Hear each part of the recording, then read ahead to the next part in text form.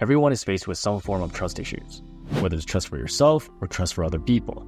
Life would be a lot easier if this ability to trust became second nature, rather than something we need to work on constantly.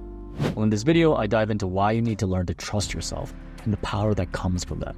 But before I begin, I'd appreciate if you trust this video into helping you out by liking and subscribing to this channel so I can help you mine the golden mind. We're all living in an increasingly complicated world, where things like deepfakes are populating the internet and social media filters shade faces ever so subtly that you can't really differentiate the real. It's no wonder that our ability to identify a scam or opportunity and what's real has dimmed. Fake news has been running rampant for the last several years, and misplaced judgments are rife across the board, as people respond only to headlines instead of digging deeper into the details of a story. There are so many lies everywhere, it can be hard not to know what exactly is valid these days. And with growing mistrust in our institutions and a lack of belief in the things around us, it can thereby be tricky to confidently trust in ourselves.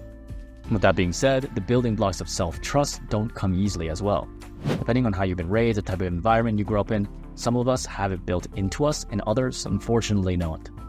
Carl Rogers, the father of humanistic psychology, coined the term positive regard, where he notes that an ideal place for the unfolding of self-trust is one where a person feels completely accepted without any judgment, condition, or doubt.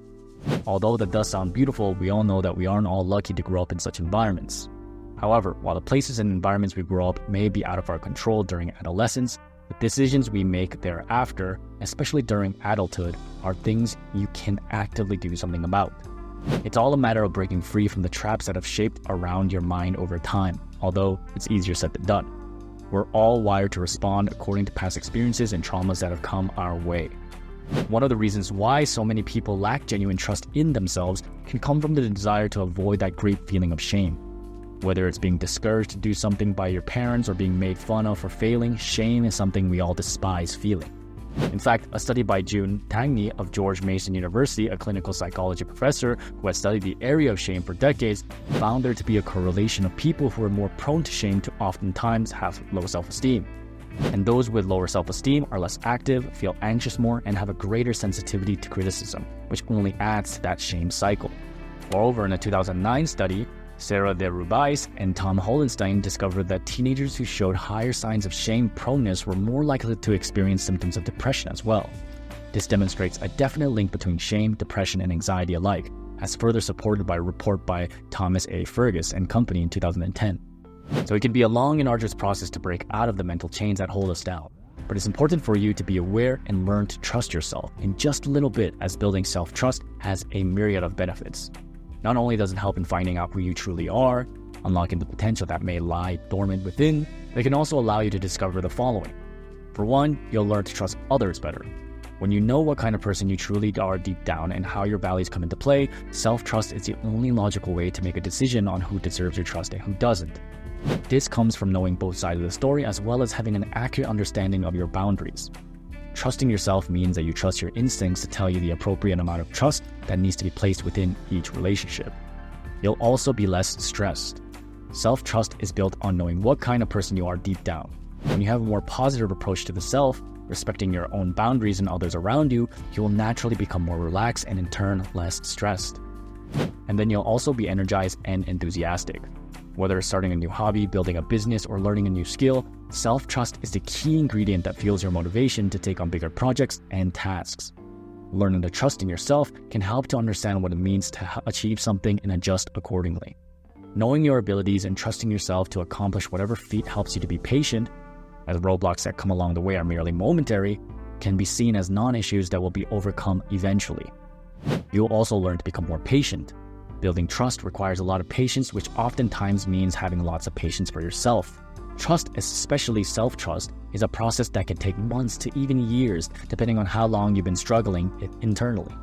The more trust placed within yourself, the less trust will be placed upon other people, which means there won't be any distractions from your goal of improving good habits such as healthy eating or exercising regularly. You'll also become more attractive. When you learn to trust yourself, truly, there is a level of self-confidence that exudes from within. As such, like a magnet, you attract others around you. And as I've covered in another video, there is a bias where people do treat you differently when you exude attractiveness and confidence. And finally, you'll learn to live authentically. Living an authentic life is trust in action. Self-trust plays a pivotal role in being the truest version of yourself. It's often not easy for people to trust themselves because they can be self-critical and doubtful. The moves you make and how you go about doing them will be uniquely you when you trust yourself.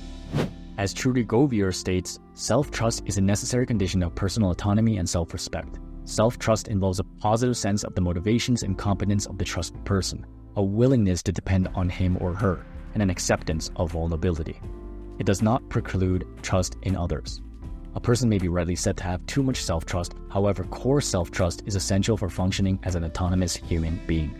So, much about our success as human beings relies on self-trust, believe it or not. Learning to trust in your instincts, your decisions, and the moral compass of your mind is what helps to unlock a sense of positive and creative freedom. Trusting yourself is a gateway to true creative expression and a path to personal truth. Equipped with levels of analytical insight and self-trust, one can take on challenges of the unknown and as such, open themselves to opportunities you may have never fathomed you could experience.